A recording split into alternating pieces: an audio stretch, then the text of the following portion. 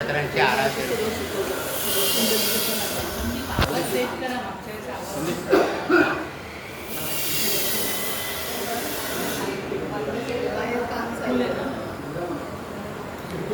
तुम्हाला गरम होतं त्यांनाच पाठीमागे तिकडे नाही तिकडे खेळतायत ना नाही इकडे करतो आणि त्या तिकडे नेतात मुलं खेळतायत ना. नाही पाठीमागून जातात ना. हां हां पाठीमागून जातात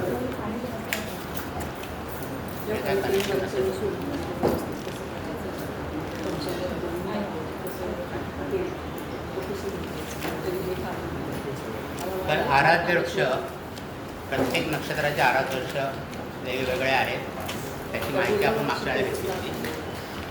आता पुढचं जे आहे नक्षत्रांचं दान दिले बघा.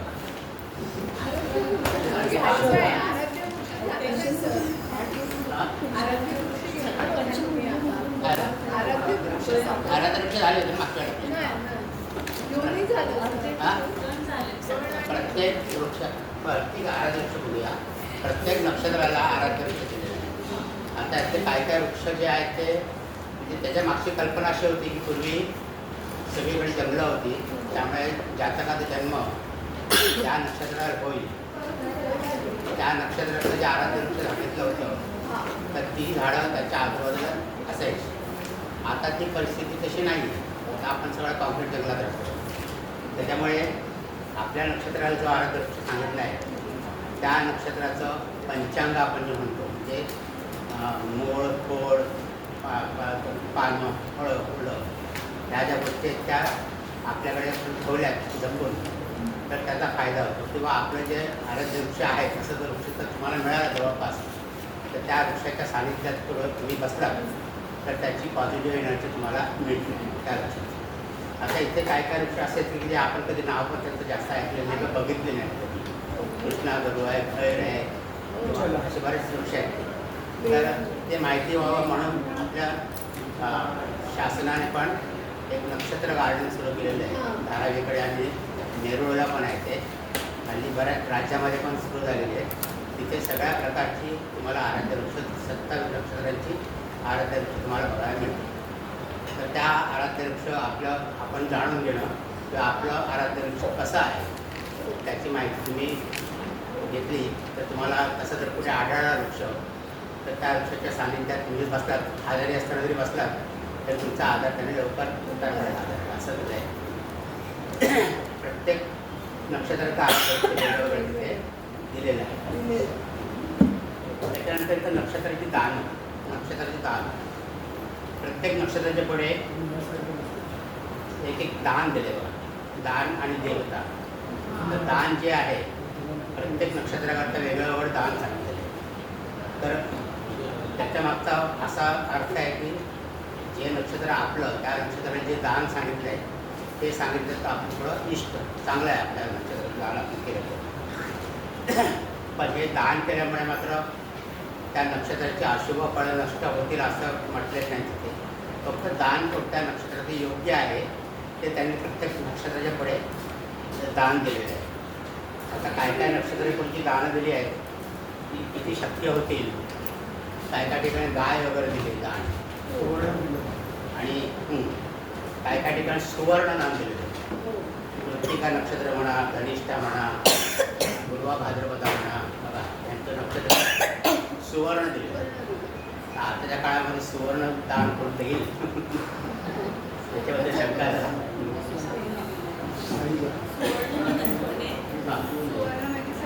सुवर्ण दान दिलेलं आहे. सुवर्ण दान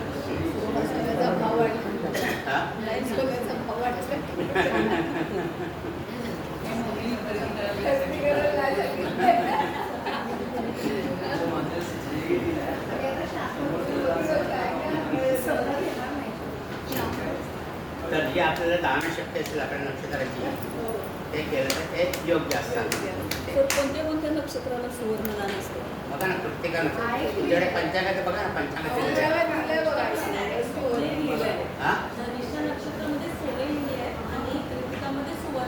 सोना आणि सुवर्ण आहे का ना. सोन्याचा हिंदी अर्थ घ्यायचा नाही.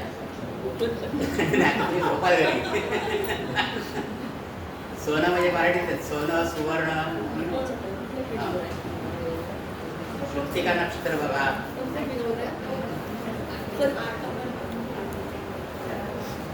अजून तुम्हाला 5 नंबर सांगायला लागतंय नक्षत्रांचं. अवघडा चक्र. कृत्तिका नक्षत्र बघा. कृत्तिका नक्षत्राचं काय केलं जा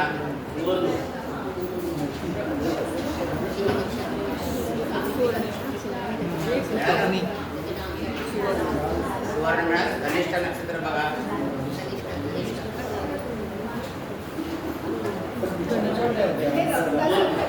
इकडे इकडे या म्हणा.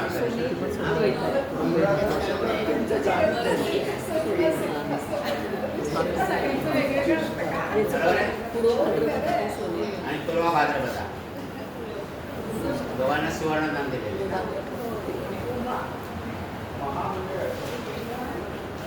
दानाच्या नंतर प्रत्येक नक्षत्राची देवता देते.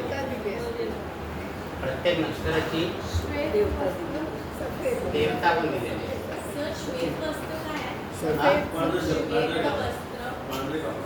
पांढरा कपडा. श्वेत म्हणजे पांढरा. पांढरा कपडा. रक्तवस्त्र लाल. रक्तवस्त्र लाल.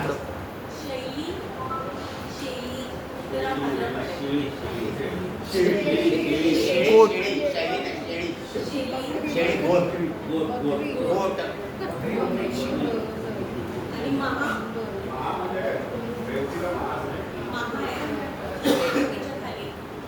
महा म्हणजे आता काय मला पण माहिती नाही. महा किंवा महादान असेल काहीतरी मोठं दान द्यायला. काहीतरी महादान द्यायला.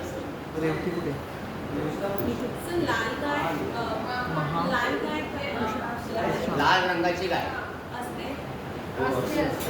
असते ना. तांबड्या रंगाची म्हणजेच लाल.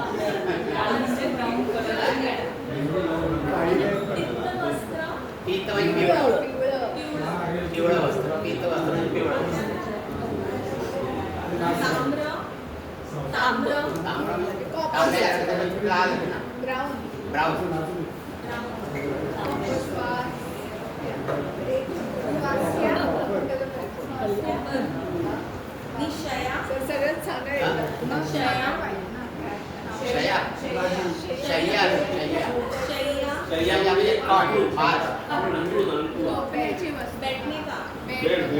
बेड बेड अंथरूण. अंथरूण किंवा तुमची खाट वगैरे आपण म्हणतो ना.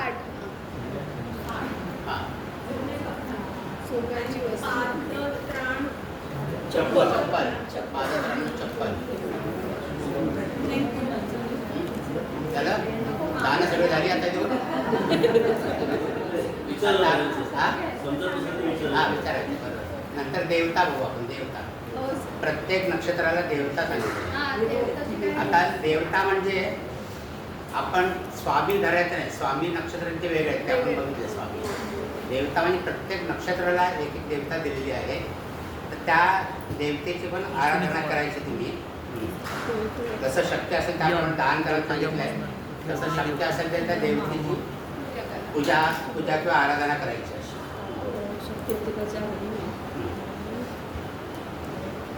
तर असं देवतेची आराधना किंवा पूजा करत नाही. स्वामी वेगळे आहेत नक्षत्रांचे ते आपण बघितले. स्वामी देवता वेगळ्या आहेत. तर काय काय देवता अशा आहेत की त्यांची तुम्हाला पूजा करायला धजावणार नाही तुम्ही. हां भरणी नक्षत्राची बघा कोणती आहे देवता. यमाची पूजा कराल का तुम्ही. हा बैल मध्ये मार असा होईल पद्धती. यमाला कोणी पण काय काय ठिकाणी यमाला पण पुजतात. काय काय ठिकाणी पुजतात.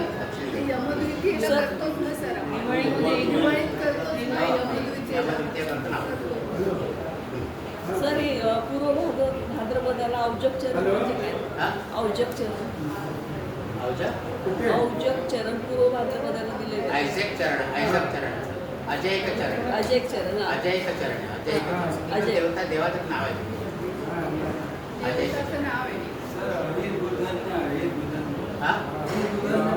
आयुर्बुद्धांना अजय चरण अशा आपण देवता आहेत त्या पण एक प्रकारच्या. आता आता आपण सगळ्यात देवता शोधायला जायचं नाही. आपण नक्षत्राचे स्वामी आहेत आपल्याला माहिती आहे. बरं मी जरा देवता शक्यतो माहिती असल्या तर ठीक, नाही तर ठीक असं.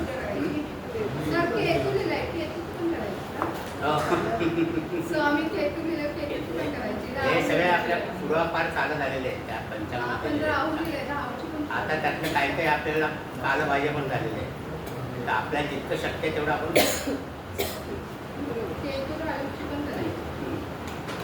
नाही, पण प्रत्येकाची पूजा देवता पूजा अर्चा सांगितलेली आहे, आराधना सांगितलेली आहे. आपल्याला जेवढी शक्य असेल आपल्या नक्षत्राची पूजा आपण करायची असं. नंतर नक्षत्राला मुख दिलं. प्रत्येक नक्षत्राचं मुख दिलं. पित्तर एक आहे. हा मगाचं देवता पित्तर. मगाची काय पित्तर. पितर पितर पितर दिले पितर दिले म्हणजे पितर. आणि अनुराधामध्ये मित्र दिले. हा अनुराधामध्ये मित्र दिले देवता. मित्र. हा. तर मित्राला पूजा ना देवा देव पण मित्राची पूजा करा. मित्र मैत्रेय असं काहीतरी असं मैत्रेय देव आहे. मैत्रेय असं. नंतर नक्षत्र ज्या वेळेला म्हणजे प्रकाशित दिसतं आपल्याला क्षितिजावर, जशी आपली पृथ्वी फिरते तशी प्रत्येक नक्षत्राला ग्रह फिरतात ना. मग त्या नक्षत्राची आकृती आपल्याला दिसते. प्रत्येक नक्षत्राला आकृती दिलेली आहे प्रत्येक नक्षत्राला. तर ती आकृती जी आहे त्या आकृतीचं जे मुख आहे मुख, ते मुख कोणत्या बाजूला आहे त्याच्यावर 3 प्रकार घेतलेले आहेत. एक म्हणजे अधोमुख,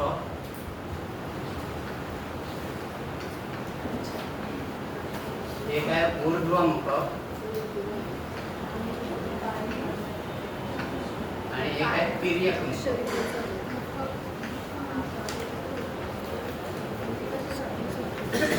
म्हणजे आकृतीचं जे तोंड आहे त्या नक्षत्राच्या आकृतीचं तोंड जे आहे ते कोणत्या बाजूला आहे. अधोमुख म्हणजे खालच्या बाजूला आहे, ऊर्ध्वमुख म्हणजे वरच्या बाजूला आहे, की असं साईड तिरकस बघणं, तिर्यकमुख. असं 3 प्रकार त्याचे नक्षत्रांचे केलेले आहेत. हे नक्षत्र पण तुम्हाला दिसते त्याच्यावर ना कोणते म्हणते. आता ही 3 नक्षत्र आहेत अधोमुख नक्षत्र, ही कशा करता वापरायची. ही नक्षत्र जी आहे अधोमुख नक्षत्र, जिकडे इकडे नक्षत्राचे खाली अधोमुख दिलेले आहे, मुख त्याच्यामध्ये अधोमुख दिले आहेत. तर अधोमुखी नक्षत्र जे आहेत ते जमिनीखालची जी कामं करायची असतात, खड्डा करणं, विहीर खणणं, पाया खणणं, झाडं लावणं खाली, अशी जी कामं आहेत. किंवा बोरवेल मारायला मुहूर्त बघतात ना, तर त्यावेळेला अधोमुखी नक्षत्रावरती अशी कामं करायची असतात. अधोमुखी नक्षत्र आणि त्याचं मुख अधोमुख असतं. नंतर ऊर्ध्वमुखी जे नक्षत्र आहेत ऊर्ध्वमुखी, तर ते म्हणजे घरावरती कवलं घालणं, छप्र घालणं घरावरती, किंवा बिल्डिंग बांधणं वरती, म्हणजे पाया काढायला अधोमुखी नक्षत्र. नंतर मग वरती बांधकाम करायला ऊर्ध्वमुखी नक्षत्र. मंदिराचा कळस चढवणं, म्हणजे जिथे वर जाणं अपेक्षित आहे अशी कामं ही ऊर्ध्वमुखी नक्षत्रावर करतात.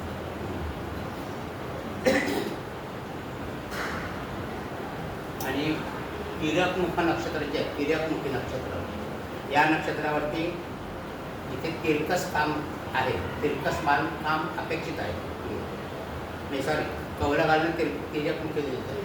कवलाची तिरकस असतात ना, पत्रे घालणं किंवा कवलं घालणं असं. ते पडवीमध्ये आपण म्हणतो ना, पडवीचं छप्पर जे असतं हे जरा उतरती असतात, तिरकस असतात. ती ते स्लोप करण्याची जी कामं असतात ती या तिर्यकमुखी नक्षत्रावरती, किंवा वाहन खरेदी, वाहन चालवायला शिकणं वगैरे हे तिर्यकमुखी.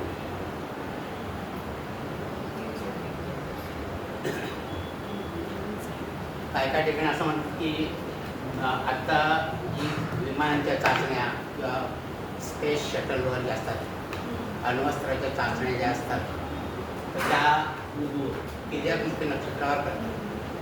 तिर्यक नक्षत्रावर काढाव्या. आता आपण एक बघतो मुख्य नक्षत्र वगैरे असे, तर एक स्टडी असा केला होता की ज्या ज्या चाचण्या फेल झाल्या आहेत त्या जास्त करून अधोमुखी नक्षत्रावर केलेल्या होत्या. म्हणजे त्या चाचण्या फेल झाल्या अधोमुखी नक्षत्रावर, असं एक रिसर्च केला गेला आहे. खरं खोटं मला माहीत नाही पण असा रिसर्च केला आहे की बऱ्याचशा चाचण्या ज्या फेल झाल्या आहेत त्या अधोमुखी नक्षत्रावरती केलेल्या होत्या. असं तर अशी नक्षत्रांची मुखं आहे. म्हणजे याच्यावर नक्षत्रांची किती माहिती आहे मला, म्हणजे महत्त्व किती आहे मला कळेल नक्षत्रांचं.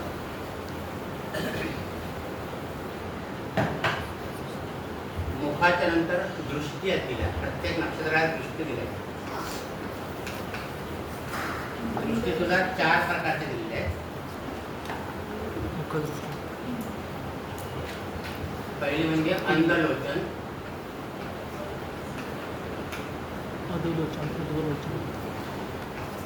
दोन मंदलोचन,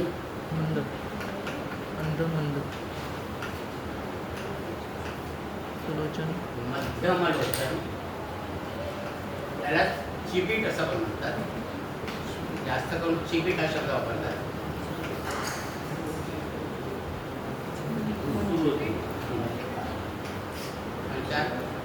सुलोचन.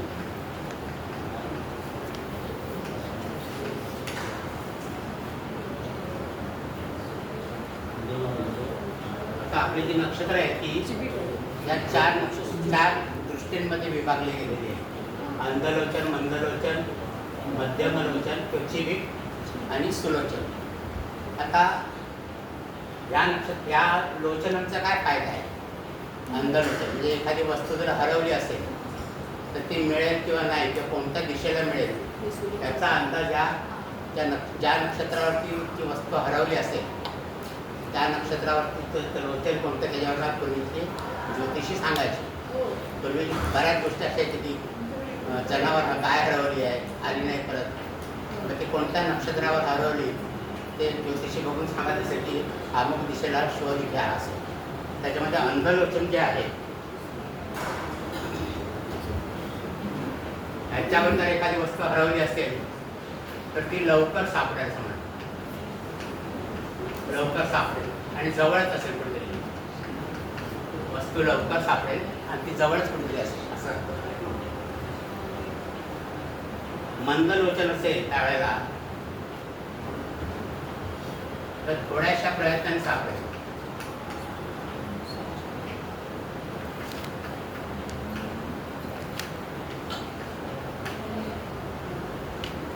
थोड्याशा प्रयत्नाने सापडेल. ते अंधलोचन मध्ये पूर्वेला प्रयत्न करा म्हणून सांगायचं. पूर्व दिशेला, पूर्वेला सापडेल. मंदलोचनावर असेल तर दक्षिणेला सापडेल,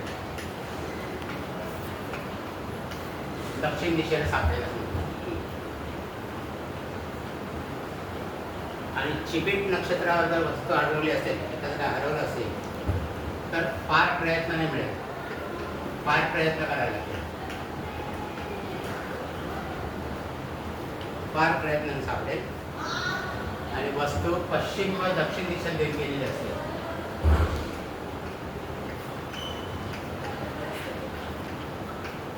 पश्चिम किंवा दक्षिण दिशेला वस्तू गेलेली असते, इकडे सापडेल. आणि सुलोचन नक्षत्रावरती हरवली तर वस्तू सापडणार नाही.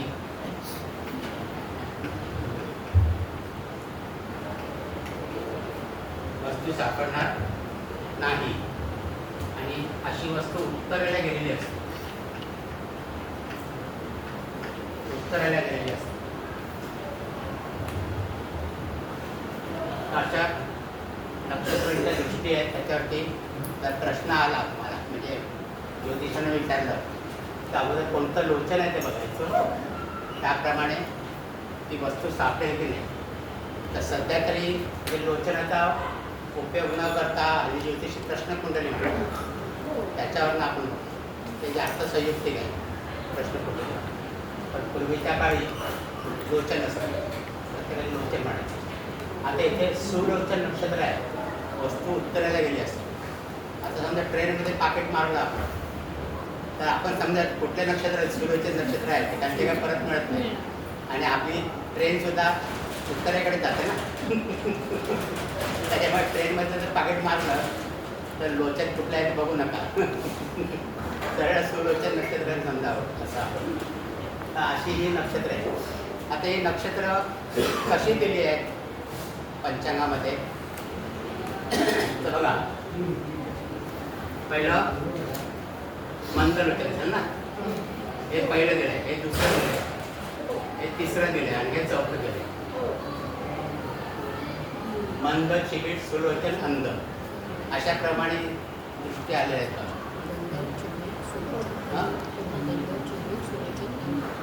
तर तुम्हाला म्हणजे परीक्षेत प्रश्न आला की कुठलं नक्षत्र मध्यम लोचन आहे की नाही, ते बघा ते नक्षत्र कितवं नक्षत्र आहे याप्रमाणे मोजायचं. पहिलं नक्षत्र, दुसरं, तिसरं, तिसरं, चौथं. इथे फरक कधी पडेल तुम्हाला? 21वां नक्षत्र आहे बघा, श्रवण नक्षत्र आहे ना, 21वां नक्षत्र. हां, उत्तराषाढ नक्षत्र आहे 21वां. त्याचं कोणतं लोचन आहे? मंद आहे. हां, त्याचा चिबीट आहे ना, त्याचं मंद आहे. मंद आहे. हां, आणि 22वां नक्षत्र आहे ते तुम्हाला लगेच सुलोचन मिळेल.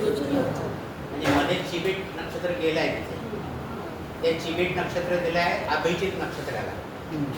अभिजित नक्षत्र तिकडे येतं ना, त्याची फोड होऊन अभिजित नक्षत्र. तर हे दृष्टी मोजताना अभिजित नक्षत्र पण मोजायचं, म्हणजे हे तुमचं चालू राहील. तिथेच फक्त फरक होईल त्याच्यामध्ये. 21वाच्या नंतर 22वां नक्षत्र जे आहे, 21च्या नंतर अभिजित नक्षत्र येतं आणि त्याच्यानंतर मग 22वां.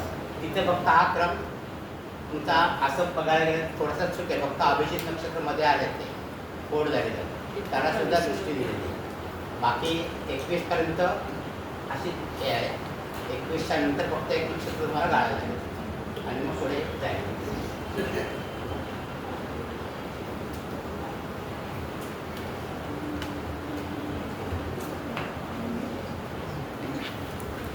दृष्टीच्या नंतर नक्षत्रांची तत्व दिली.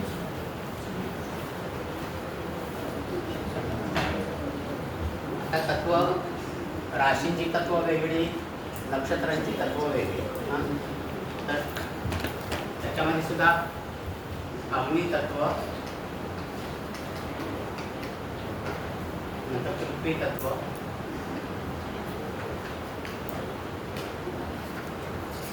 वायू तत्व आणि जल तत्व अशी 4 तत्व आहेत.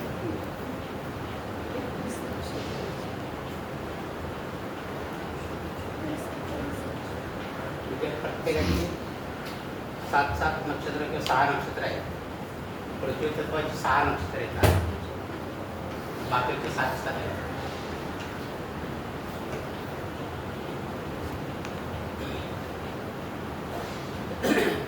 आता जी अग्नितत्व म्हणजे जशा आपण राशी बघितल्या, 1, 5, 9 अग्नितत्वाच्या राशी, 2, 6, 10 पृथ्वी तत्वाच्या राशी, 3, 7, 11 वायू तत्वाच्या राशी आणि 4, 8, 12 जलतत्वाच्या राशी. आपण ते राशींची माहिती घेताना ते परत बघणार अग्नितत्व म्हणजे काय. तर नक्षत्रांची पण जी नक्षत्र अग्नितत्वाची दाखवलेली आहेत तर ती कशी असतात नक्षत्र? रोगप्रतिकारक शक्ती चांगली असते. राशींच्या बाबतीत पण हेच लागू आहे. रोगप्रतिकारक शक्ती चांगली असते, स्वावलंबित्व असतं, स्वतःच वेळ कामं करण्याची धमक असते, त्यामध्ये उत्साही असतात, धडपडी वृत्ती असते. उत्साही, धडपडी वृत्ती, महत्वाकांक्षा, जीवनशक्ती चांगली असते, वादविवाद करणारे असतात, खोलवर विचार करणारे, आणि दुसऱ्यावर चटकन विश्वास न ठेवणार, म्हणजे खात्री करून घेणार नंतर विश्वास आहे. ब्लाइंड फेथ नसतं त्यांच्याकडे. अशी ही अग्नितत्वाची नक्षत्र आहेत. नंतर पृथ्वी तत्व.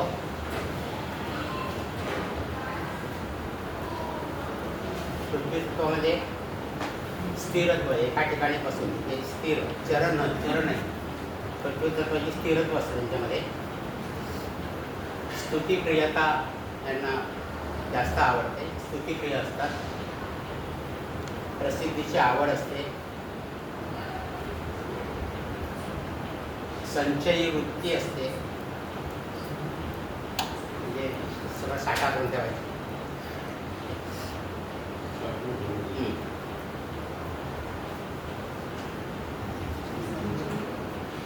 प्रकृती चांगली असते त्यांची, उत्तम प्रकृतीमान असतं. थोड्या हट्टी असतात, दुराग्रही असतात.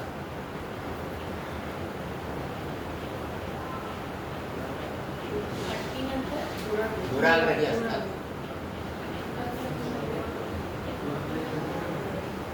मेहनती आणि कष्टाळू असतात.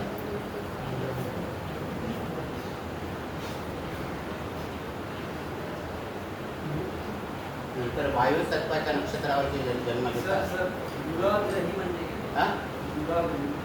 दुराग्रही, एखाद्याबद्दल काहीतरी एकदा मत झाले की ते बदलत नाही लोक. दुराग्रही, दुराग्रह करून घेतात.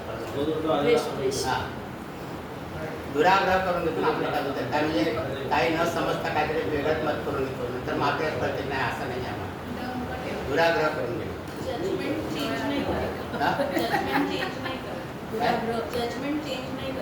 जजमेंट चेंज नाही करत. चेंज हा थोडंसं आत्ती असतं, हटती. जजमेंट चेंज करते.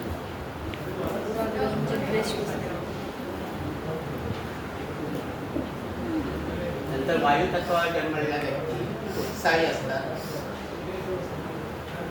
सभ्य असतात, प्रेमळ असतात. उत्साही, सभ्य, प्रेमळ, दुसऱ्यांचा आदर सत्कार करणाऱ्या, दयाळू,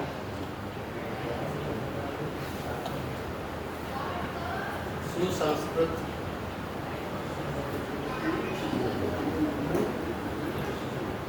बुद्धिमत्ता चांगली असते, चांगली बुद्धिमत्ता असते. कल्पनाशक्ती चांगली असते. कल्पनाशक्ती चांगली असते. आधुनिक विचारसरणी असते.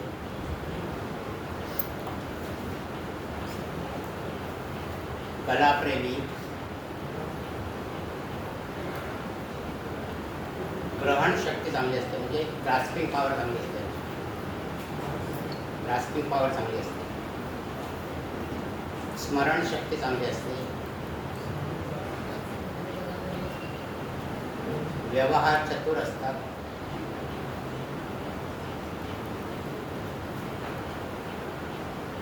आणि थोड्याफार प्रमाणात स्वार्थी असतात. वायू. आता ही जी आपण सांगितलं क्वालिटी बघितल्या, या राशींमध्ये पण त्याच येतात. अग्नितत्वाच्या राशी, पृथ्वी तत्वाच्या राशी, वायू तत्वाच्या राशी, याच क्वालिटीज तिथे पण असतात. त्या कशा बघायच्या त्या आपण नंतर बघू.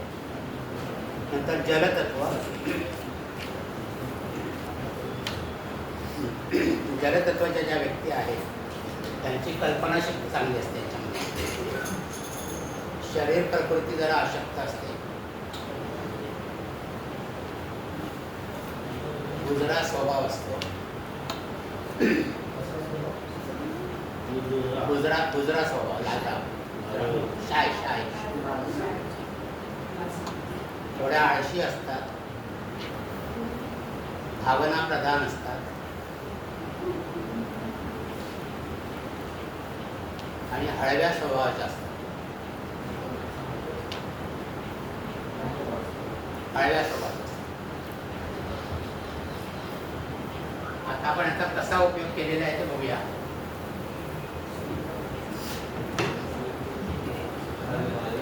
त्यांनीच मला प्रश्न विचारला होता मेष राशी अग्नितत्वाची आहे. त्याच्यामध्ये अश्विनी नक्षत्र अग्नितत्वाचं आहे, हो की नाही? पण असं सांगतो हां. आता अश्विनी वायूचं आहे. हा वायू तत्वाचं. मेष राशींच्या व्यक्तीचं तुम्ही ज्या वेळेला वर्णन करता त्या मेष राशी आपण म्हणतो की अग्नितत्वाची म्हणजे तापट लोक आहेत.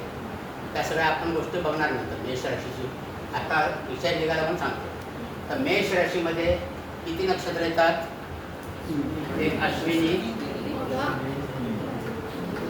भरणी आणि कृत्तिका.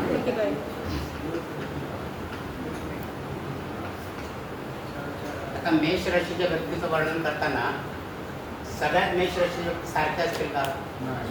तर अश्विनी नक्षत्राला जन्मलेल्या मेष राशीतल्या व्यक्ती त्यांच्यात थोडा फरक असेल. भरणी नक्षत्रावर जन्मलेल्या मेष राशीच्या व्यक्तीत थोडा फरक असेल. आणि कृत्तिका नक्षत्रावर जन्मलेल्या म्हणजे मेष राशीच आहे सगळ्यांची, पण थोडा वेगळं पण असेल. आता हे थोडं वेगळे पण काय असेल? आता अश्विनी नक्षत्राच्या आपण सगळ्या ज्या गोष्टी पाहिल्या त्या आपण त्याच्या कशा पाहिजे. तर अश्विनी नक्षत्रात आपण काय पाहिलं होतं? म्हणजे योनी कोणती पाहिली होती? श्वान आहे ना, अश्वयोनी. म्हणजे अश्विनी नक्षत्रावर जन्मलेल्या व्यक्ती जरी तापट असल्या तरी उत्साही असणार, स्वामी भक्त असतील, हो की नाही? म्हणजे ज्या आपण ह्या नक्षत्राची जी माहिती घेतली ती या कॅटेगरीमध्ये गेलेलं अश्विनी नक्षत्रावर. भरणी नक्षत्रावरती घेतलं तर भरणी नक्षत्राची योनी आहे गजयोनी. गजयोनी म्हणजे जी स्मरणशक्ती चांगली, क्षुल्लक गोष्टींकडे लक्ष देत नाही. म्हणजे जरी तापट असले तरी प्रत्येक क्षुल्लक गोष्टीकडे लक्ष देणार नाही. त्यांच्या लेवलची कुठली गोष्ट असेल तरच बघतील ते, हो की नाही? आणि बाकीच्या पण ज्या गोष्टी आहेत त्या भरणी नक्षत्राप्रमाणे पण त्यांचं वर्णन करणार आहे. कृत्तिका नक्षत्रावरती असेल तर ते वेगळं आणखी. कृत्तिका नक्षत्राप्रमाणे त्यांचं म्हणजे मेष राशी एकच जरी असली तरी त्यांच्यावरती जन्मलेले व्यक्ती, मेष राशीची व्यक्ती, याचं आपण बायफर्केशन करू शकतो की नाही? बायफर्केशन करू शकतो. आता पुढे तुमचा अभ्यास असा जाईल तर नुसतं अश्विनी नक्षत्र घेतलं तरी याच्यामध्ये 4 चरण येतात.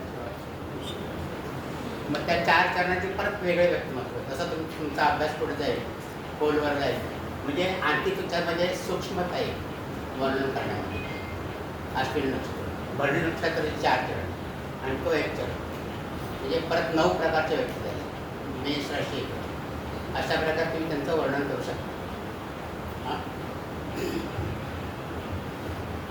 म्हणून ही जी नक्षत्रांची माहिती आहे ती जर तुम्ही चांगली लक्षात ठेवली तर त्याचा तुम्हाला पुढे चांगल्या प्रकारे उपयोग करता येतो.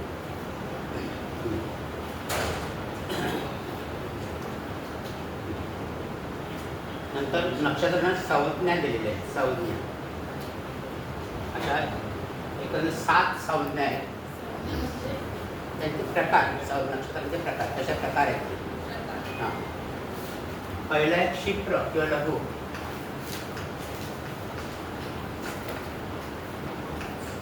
छोटी नक्षत्र लघु.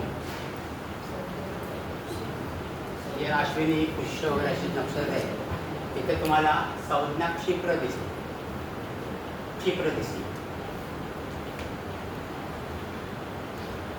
तर क्षिप्र नक्षत्र जी आहेत या नक्षत्रावरती विक्री करावी. विक्री म्हणजे काय? त्यांचं सेल्सचं बिझनेस आहे तर विक्री करतं चांगले आहेत. अलंकार धारण करावे. म्हणजे नवीन तर अलंकार केले, गहने, हिंदीमध्ये गहने अलंकार धारण करण्याकरता चांगले आहेत. नंतर शास्त्रीय विषयाचं ज्ञान संपादन करायचं असेल तर ही नक्षत्र चांगली आहेत. गायन, वादन, नृत्य, कला कौशल्य, म्हणजे तुमच्याकडे कोणी आलं की बाबा आम्हाला गायनाचा क्लास लावायचा आहे तर कोणत्या नक्षत्रावर सुरू करू? तर क्षिप्र नक्षत्र सांगायचं. क्षिप्र नक्षत्रावर सुरू करू. त्याच्याकरता ही नक्षत्र चांगली आहे. शास्त्रीय विषयांचे ज्ञान हे सुद्धा आपण क्षिप्र नक्षत्रानं बघतो. त्याच्यानंतर येतात उग्र नक्षत्र. उग्र किंवा क्रूर नक्षत्र.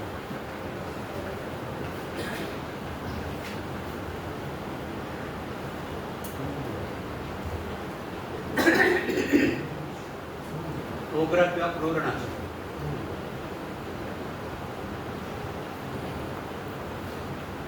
आता हे नक्षत्र नावाप्रमाणेच उग्र किंवा क्रूर आहे. म्हणजे याचा उपयोग कधी करतात? अग्निकर्म. आता ही आपली कामं आहे. आग लावणारे आग लावे आपण म्हणतो ना. विषप्रयोग करणारे, हे तांत्रिक मांत्रिक जे असतात, शस्त्र प्रयोग करणारे किंवा युद्ध किंवा मारहाण करणारे. म्हणजे तुमच्याकडे कोणी गँगस्टर वगैरे आला, बाबा याचा काटा काढायचा आहे, कधी काढू? तर उग्र नक्षत्र असं तुम्ही सांगू शकता.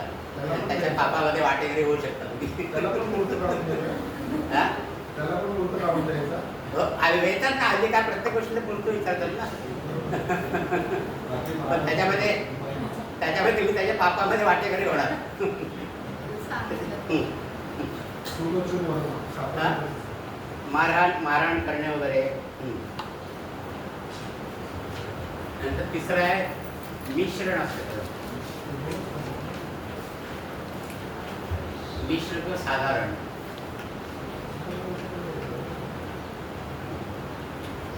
कृत्तिका विशाखासाठी नक्षत्र आहे. ते मिश्र नक्षत्र. त्या नक्षत्रावरती अग्निहोत्रावर जे करतात, अग्निहोत्राला सुरुवात करायची असेल किंवा काय रोजचे विधी काय करायचे असतील, त्याच्याकरता मुहूर्त असेल, त्याच्याकरता हे नक्षत्र वापरतात. मिश्र नक्षत्र. चौथी आहे ध्रुव नक्षत्र.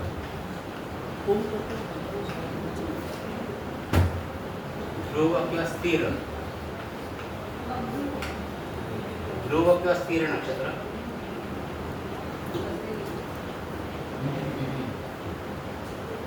म्हणजे रोहिणी, उत्तरा फाल्गुनी, उत्तर आषाढा अशी नक्षत्र आहे.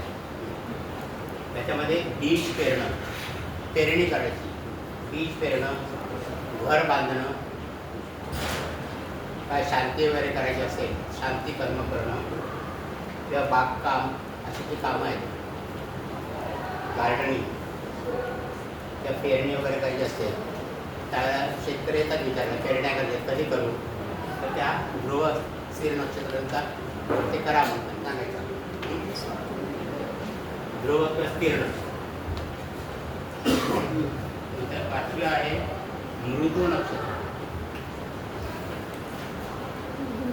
मृदू किंवा मैत्र.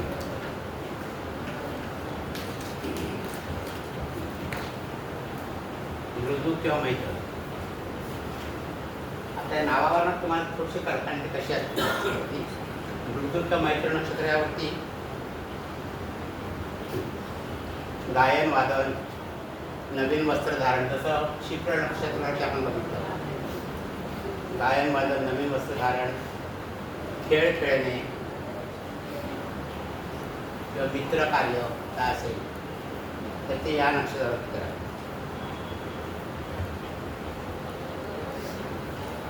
सहावा आहे तीक्ष्ण किंवा दारुण.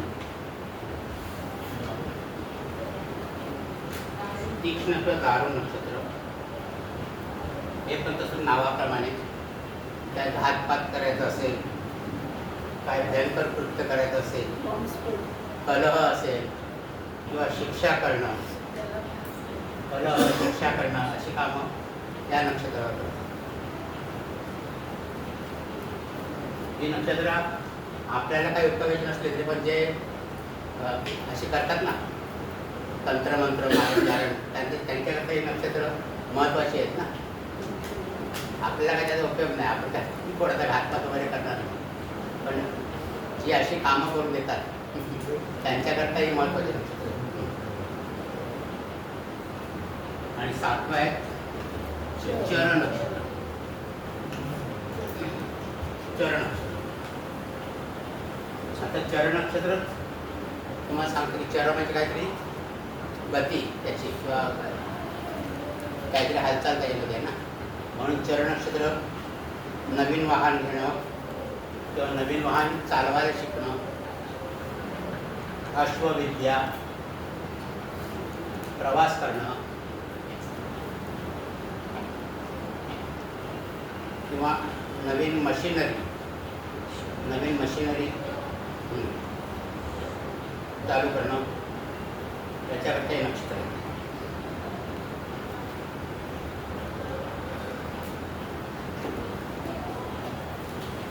जशी नक्षत्रांना या संज्ञा दिल्या आहेत तशा ग्रहांना पण दिल्या आहेत संज्ञा. ग्रहांना पण दिल्या आहेत. त्याच्यामध्ये ग्रह म्हणजे वारांना दिले. वार तर रविवार आहे तर ध्रुव नक्षत्र आहे. रविवारला ध्रुव वार दिलेला आहे. सोमवारला चर,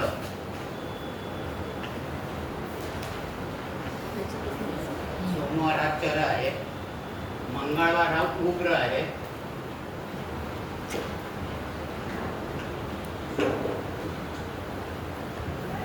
बुधवार मिश्र,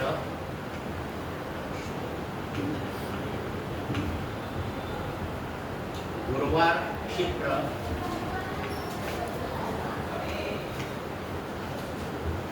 शुक्रवार मृदू,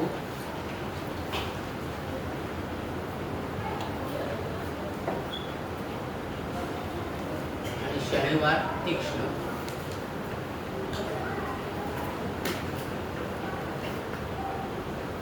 वारावरनं पण तुम्हाला कल्पना आहे. गुरुवार शुभ आहे त्याला क्षिप्र दिलेलं आहे. मंगळवार क्रूर तामसी आहे मंगळवार म्हणून क्रूर दिलं आहे. बुधवार मिश्र आहे. रविवार स्थिर, ध्रुव स्थिर. शुक्रवार पण मृदू आणि शनिवार तीक्ष्ण आणि सोमवार चर.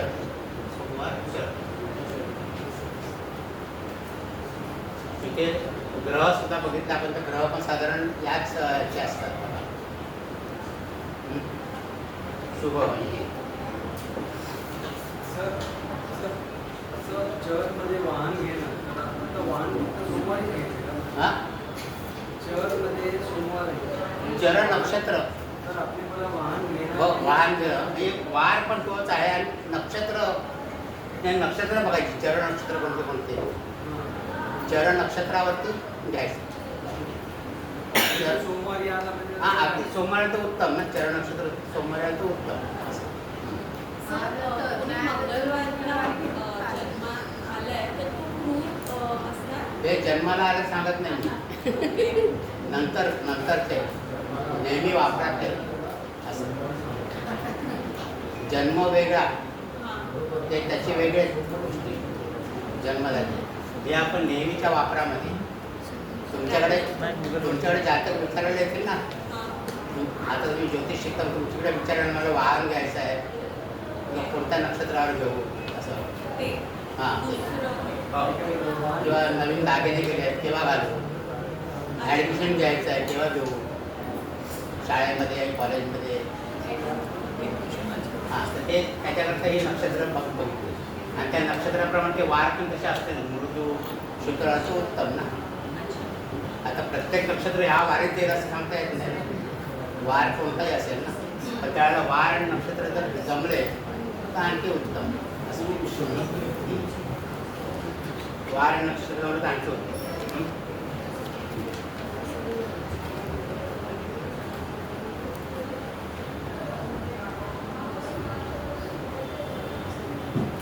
हे कळलं घेतलं सगळ्यांनी घेऊन.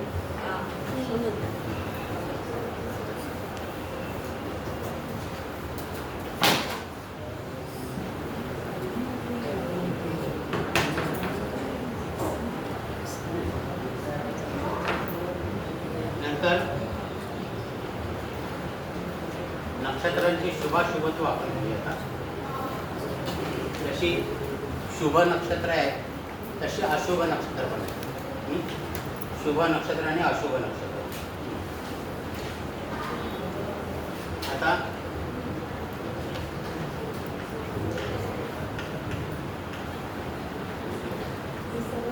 शुभ नक्षत्र म्हणजे सर्वसाधारण देवगण नक्षत्र जे आहे ती शुभ नक्षत्र आहे. म्हणजे अश्विनी आहे, रोहिणी आहे, मृग आहे, पुष्य आहे, उत्तरा आहे, उत्तरात मानव मनुष्यगणी आहे. म्हणजे देवगण आणि मनुष्यगणासारखं असतं. पण देवगण आणि मनुष्यगण हे शुभ असं लिहायचं. मनुष्यगण नक्षत्र पण शुभ आहे. मनुष्यगणी आणि साधारण देवगणी, जास्त करून देवगणी आणि कोणी मनुष्यगणी पण असे असून त्यांना शुभ नक्षत्र आपण मानलेले. त्याच्यामध्ये चित्रा नक्षत्र जे दिले आहे तेच फक्त एक राक्षसगणी आहे. चित्रा नक्षत्र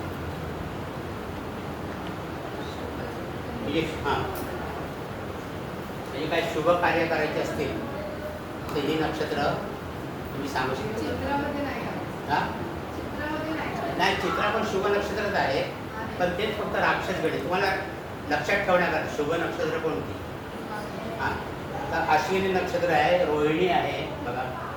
अश्विनी देवगणी आहे, रोहिणी सुद्धा देवगणी आहे. मनुष्य आहे. हां रोहिणी मनुष्य. हां रोहिणी मनुष्यग्रस्त आहे. मनुष्य म्हणजे देवगणी का मनुष्य म्हणजे राक्षसगण नसणार. सगळे शुभच आहे. राक्षसगणाची सोड. चित्रा, स्वाती, अनुराधा, रेवती, श्रवण, हां मूळ हां मूळ राक्षसगणी ना. म्हणजे शुभ नक्षत्र जी आहेत ती अश्विनी, रोहिणी, मृगशीर्ष. मृगशीर्ष मूळ नाही. या शुभ आहे. नंतर उत्तरा फाल्गुनी, हस्त, चित्रा, स्वाती, अनुराधा आणि रेवती. बहुतेक देवगणी नक्षत्र आहेत, एक दोन मनुष्यगणी. तर ही शुभ नक्षत्र आहे. म्हणजे शुभ कार्याकरता ही शुभ मानलेली आहे. शुभ कार्य. नंतर अशुभ किंवा क्रूर नक्षत्र.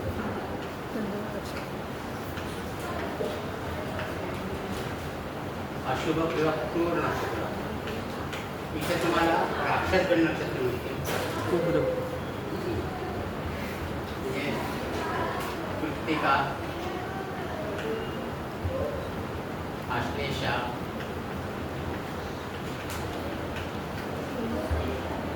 मघा, विशाखा,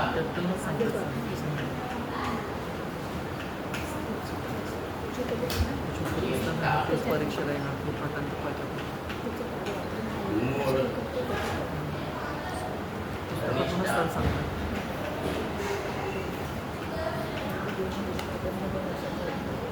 शतभागा. क्रूर आहेत ना सगळे. हा ही क्रूर आहे. म्हणजे बघा सगळे राक्षसगण नक्षत्र आहे.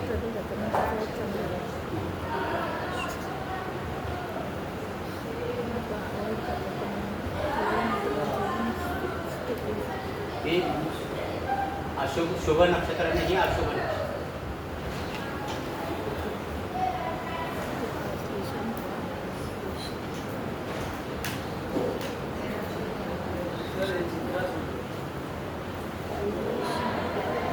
आता तुम्ही ज्योतिषशास्त्र शिकताय तर घरी जाऊन स्वतःच्याच कुंडल्या बघा.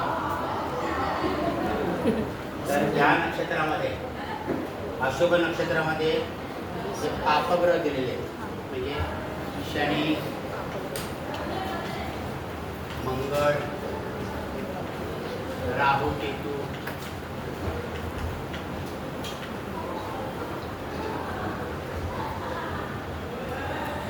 असे ग्रह जर या अशुभ नक्षत्रामध्ये असतील तर ते ज्या भावामध्ये आहेत त्या भावाची थोडी अशुभ अशुभ किंवा क्रूर नक्षत्र. अशुभ किंवा क्रूर नक्षत्र दिले ती पाठ नाही केली तरी राक्षसगणी नक्षत्र लक्षात ठेवा. राक्षसगणी नक्षत्र जी आहे त्या राक्षसगणी नक्षत्रामध्ये मंगळ, राहू, केतू, शनी असे ग्रह म्हणजे पापग्रह आहेत ना. ते पापग्रह जर क्रूर नक्षत्रात पडले तर ते आणखी बलवान होतात त्याच्यामध्ये आणि ते अशुभ फळं निर्माण करतात.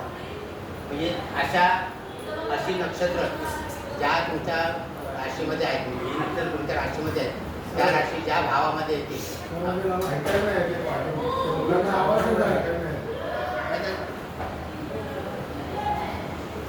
सर अजून बलवान होतात पुढे सांगा. हा? प्रभावी होतात. सर हे परत सांगा.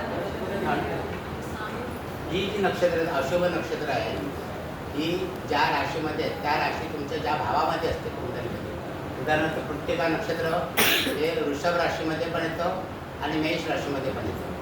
मेष राशीमध्ये 26°40 करायच्या पुढे आणि वृषभ राशीमध्ये 10 अंशापर्यंत कृत्तिका नक्षत्र आहे.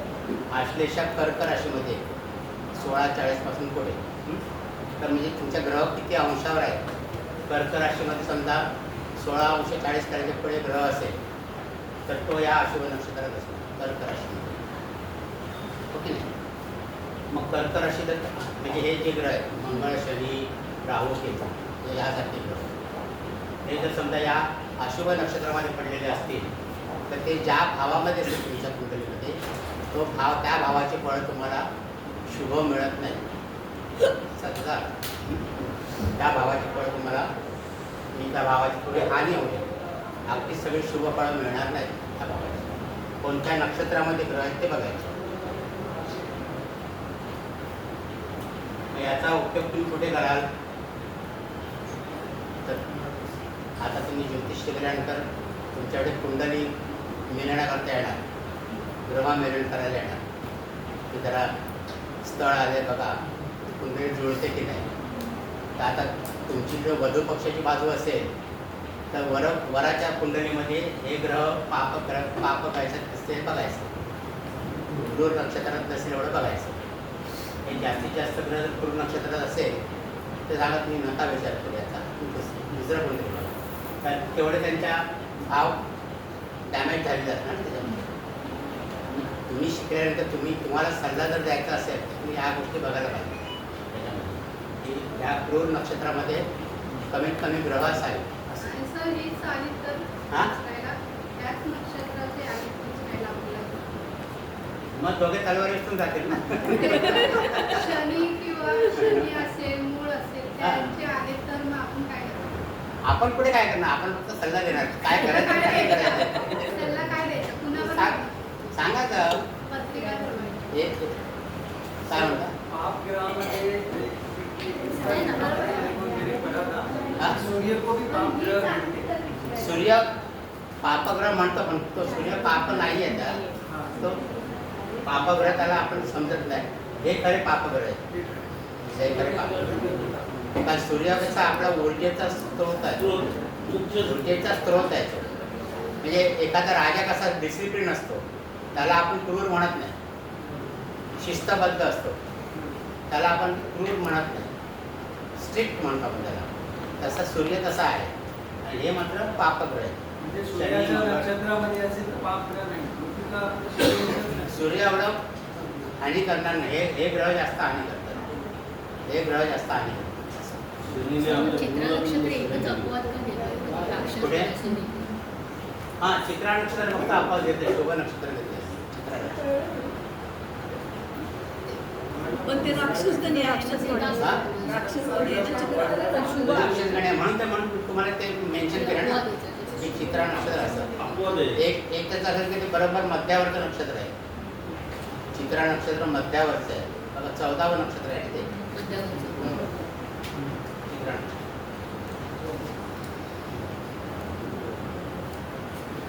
ते पुढे ज्या तुम्ही पत्रिका आपण येणार पत्रिका गुणविरण करताना आपण येणार तेव्हा प्रॉब्लेम बघतो आपण की पत्रिकात नुसतं गुण बघत नसतात ते ग्रह कसे आहेत पत्रिकेत ते सुद्धा आपण बघतो.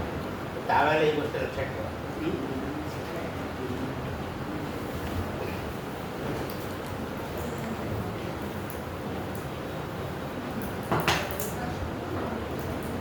त्याच्याशिवाय त्रिपाद नक्षत्र आहेत ते आपण बघितली होती. त्रिपाद आणि द्विपाद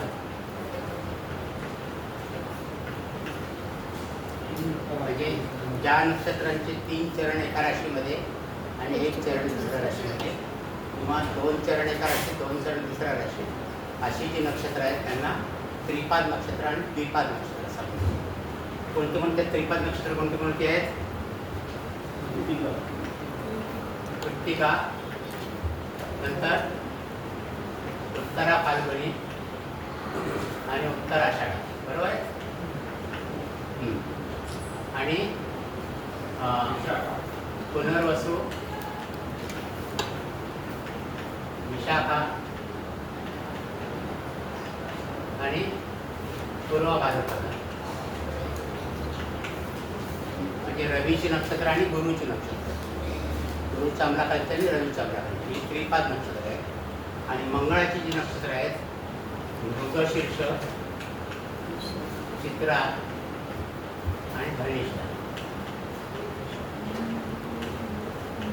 ही द्विपाद नक्षत्र म्हणजे या नक्षत्राची विभागणी झालेली आहे. या नक्षत्राची विभागणी झालेली आहे. तर यांना द्विपद आणि त्रिपद म्हटलं तर चतुष्पाद पण म्हणू शकतो.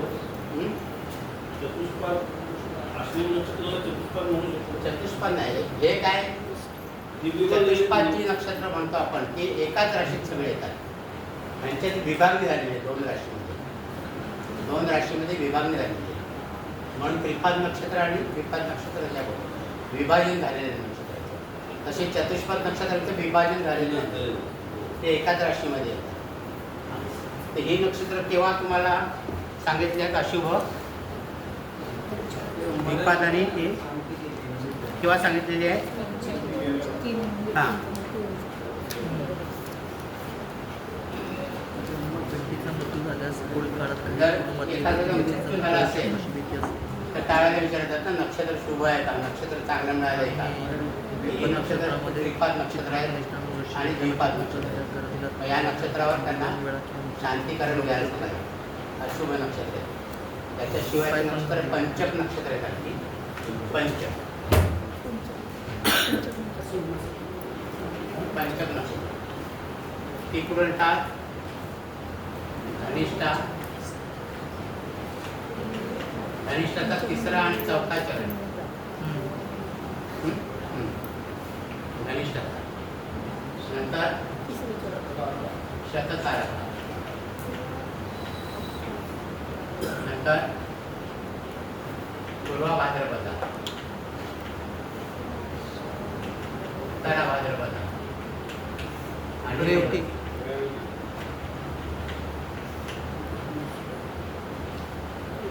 आणि रेवती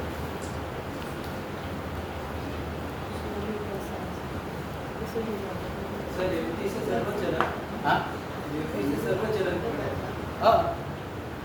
नाही ही फक्त धनिष्ठा नक्षत्र अर्ध्या येते.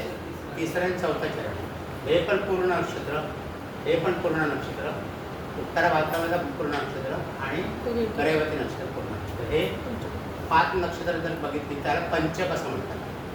पंचक यांना पंचक असं म्हणतात. तर एका चरणात मृत्यू झाला हा. नाही, एका चरणात 10 दिला तरी हां तर ज्या चरणावरती मृत्यू झाला असेल आणि दहन ज्या चरणावरती होतं ना ते अशुभ झाल्याचं. दाह कोणत्या चरणावर? कधी कधी काय होतं की मृत्यू अगोदरच्या चरणावर होतो म्हणजे अगोदरच्या नक्षत्रात होतो आणि 10च्या वेळी त्रिपाद किंवा द्विपाद असं नक्षत्र होतं तर ते टाळायला बघायचं. दहन किती होईल त्याचं. आता पंचम नक्षत्र फक्त आपण मृत्यूच्या नक्षत्रात बघत नाही का तिथे पंचक नक्षत्र जे आहे ती फक्त आपण सर्वजण मृत्यूकाळात बघतो. पंचक नक्षत्र जे आहे ते पंचक नक्षत्र कोणत्या वारी सुरू होतं त्याच्यावरती पण त्याचं महत्त्व आहे. 5 प्रकारचं प्रत्येक वारी सुरू होणारं पंचक वेगळं असतं आणि हे पंचक मृत्यूच्या संदर्भात फक्त आपण सांगतो की याचे तुम्हाला स्मशानामध्ये पुत्तरविधी करायला लागेल. पुत्तरविधी म्हणजे 5 बावल्या करतात आणि त्याचं पंचविधी. आता ह्याचा शब्दशः अर्थ घेतला तर त्रिपाद नक्षत्रावरती जर समजा झाला दहन झाला तर त्याच्यात घटना आजूबाजूच्या भागामध्ये 3 वेळा होतात. म्हणजे 3 मृत्यू होण्याची शक्यता असते आजूबाजूच्या भागात, जवळच्या भागात. त्यातलं 2 मृत्यू होण्याची शक्यता असते म्हणून द्विपाद नक्षत्र. पंचक म्हणजे 5 मृत्यू होते असे. मग ते हे टाळण्याकरता ते विधी करतात त्याच्याकरता. म्हणून ही नक्षत्र मृत्यूच्या वेळेला जे असतील तर ती अशुभ सांगितलेली आहे. आता पंचक नक्षत्र जे आहे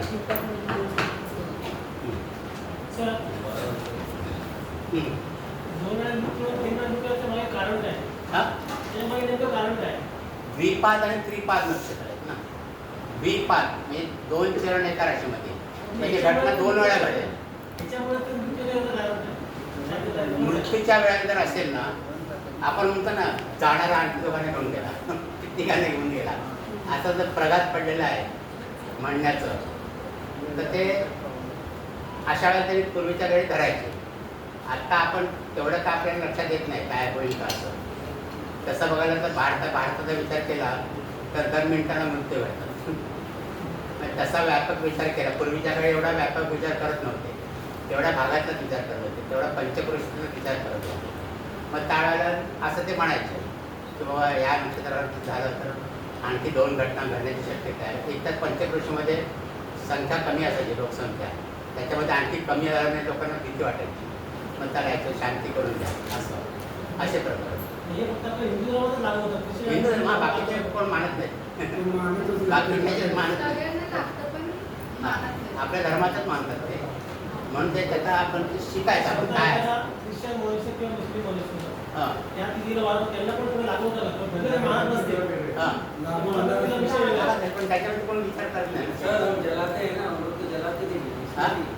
सर जलाएंगे तो अप्लाय होता है ना, अभी जलाएंगे. हां आपल्याकडे दहन करतात, त्यांच्याकडे दफन करतात असं. आपल्याला पाऊस म्हणून त्यांच्यामध्ये म्हण आहे, गडे मुडदे उखाडणं. आपल्याकडे कोण म्हणत नाही गडे मुडदे उखाडणं. त्यांच्यातच म्हणतात ना गडे मुडदे उखाडणं. का आपल्याकडे मुर्दा उखाडा नसतोच. तर ही जी पंचक नक्षत्र आहे, सर हा हे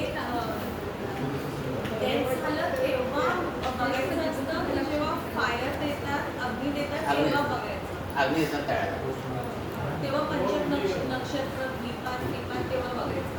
ओके. तर हे विधी स्मशानात करायचे असतात ना. अच्छा. आता ही पंचक नक्षत्र जे आहेत ते नुसती त्याच्याकडे बघत नाही, तर आणखी बऱ्याच गोष्टी करता बघतात. तर विशाखा पण त्रिपाद आहे. हा विशाखा पण त्रिपाद आहे. पुनरसो विशाखा पूर्वा भाद्रपद. गुरुची नक्षत्र. तर आता ही पंचक नक्षत्र ज्या वारी येतात ना त्या वाराप्रमाणे पण, म्हणजे पंचक नक्षत्राची सुरुवात ज्या वाराने होईल त्याला ते नावं दिलेली आहे. जर रविवारी सुरुवात झाली, आता पंचक नक्षत्राची सुरुवात म्हणजे धनिष्ठ नक्षत्राचा 3रा चरण. पंचक नक्षत्राची सुरुवात कुठे होते? धनिष्ठ नक्षत्राचा 3रा चरण. तो जर रविवारी असेल धनिष्ठ नक्षत्र आणि 3रा चरण आहे, पहिला 2रा चरण नाही, तर त्याला रोग पंचक असं नाव दिलेलं आहे.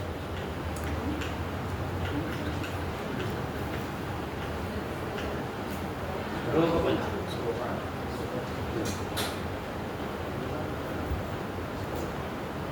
म्हणजे या वेळेला मानसिक त्रास 5 दिवसाचा काळ जो असतो त्याच्यामध्ये मानसिक त्रास होईल, शारीरिक पीडा होईल किंवा शुभ कार्य वर्ज्य असं आपण म्हणतो. शुभ कार्य वर्ज्य.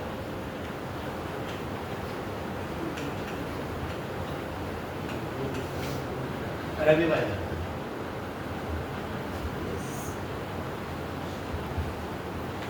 सोमवारी जर सुरू झालं पंचम तर त्याला राजपंचक.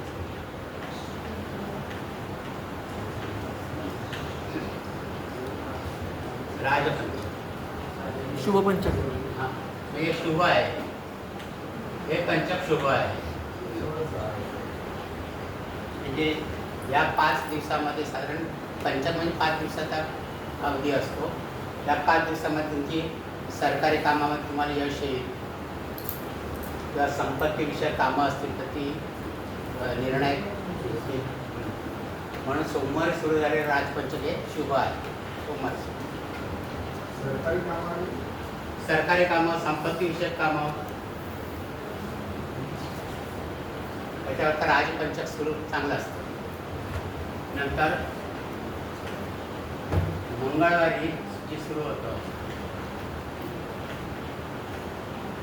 त्याला अग्निपंचक.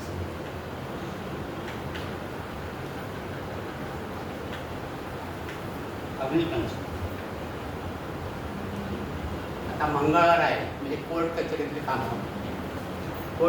कामं, वादविवाद याच्यामध्ये तुम्हाला यश मिळेल. यश मिळतं म्हणजे चांगलं आहे असं. यश मिळतं म्हणजे हा, चांगलं आहे. याच्यात यश मिळतं. कोर्ट कचेरी मग मंगळ म्हणजे कसा वादविवाद करणार आहे त्याच्यामध्ये जिंकतात तुम्ही वादविवादामध्ये. शुभ लिहायचं असं. परंतु अग्नीचं भय निर्माण होतं. अग्निभय भांडणं म्हणजे म्हणजे आगीपासून शेवटी जरा सावध राहायचं. भांडणामध्ये यश मिळायला अग्निभय म्हणजे आता अग्निभय म्हणजे पूर्वीच्या काही अग्निभय म्हणजे वेगळं होतं. आता इलेक्ट्रिक वस्तू इलेक्ट्रॉनिक वस्तू उपकरणे बिघाड होणं किंवा मशिनरीमध्ये नुकसान होणं अशा घटना या मंगळवारी सुरू होणाऱ्या पंचकर्माच्या होतात. म्हणजे त्यावेळेस आपण सावधगिरी बाळगायला पाहिजे. चौथ्या ते शनिवारी सुरू होणारं मृत्यू पंचक. त्याला मृत्यू पंचक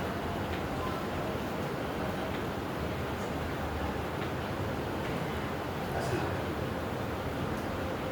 हे तर नावामध्ये मृत्यू आहे बघा. सर्वात घातक. उन्हाळ्याला मृत्यूतुल्य संकट येतात. शनिवार सुरू होतात. म्हणजे 5 दिवसामध्ये कोणतीही जोखमीची कामं करू नका. म्हणजे काही कामं करायला तर वादविवाद होतील, तंटा पकडे होतील, दुर्घटना होतील. शनिवारचं मृत्यूपंचक अशुभ सांगते. शनिवारपासून सुरू होणार ते अशुभ सांगते.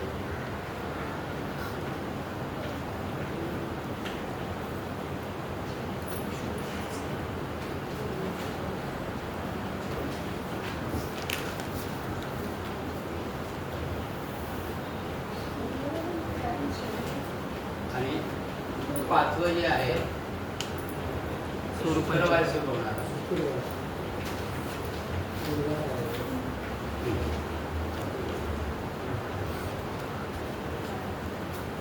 त्याला चोर पंचक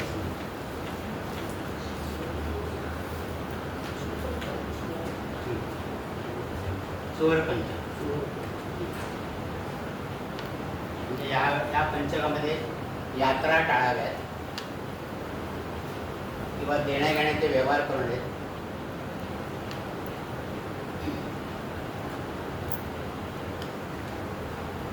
किंवा व्यापार किंवा व्यापारामध्ये धनहानी होण्याची शक्यता असते.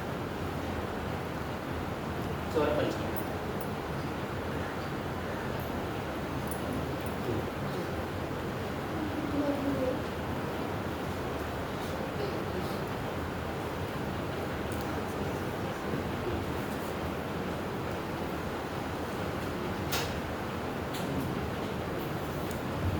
नंतर जे बुधवार आणि गुरुवारी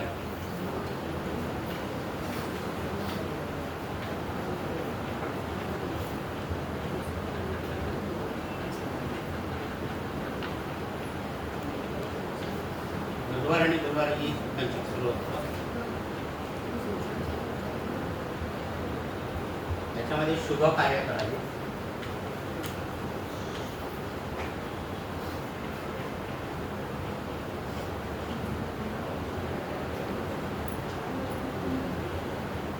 शुभकार्य टाळावी की करावी? शुभ करावी. कामं केली जातात. करावी.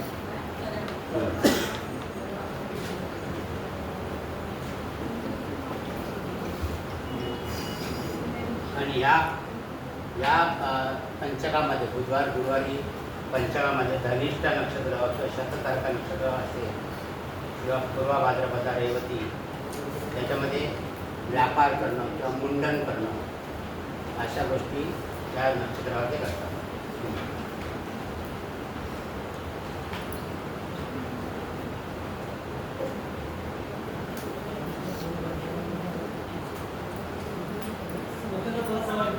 हा कुठं नक्षत्र ना बुधवार गुरुवार ना हे पंचकातील नक्षत्र धनिष्ठा शततारका पूर्व भाद्रपदा उत्तर भाद्रपदा रेवती ही जी नक्षत्र आहेत तीच नक्षत्र आहेत. पण ती बुधवार गुरुवारी जर सुरुवात झाली त्याची त्या पंचकाची सुरुवात तर त्यावेळेला थोडं शुभ कार्य तुम्ही केली तर आहे बुधवार गुरुवार कारण तो वार शुभ धरले ना. बुधवार म्हणजे मिश्र वार धरला आहे.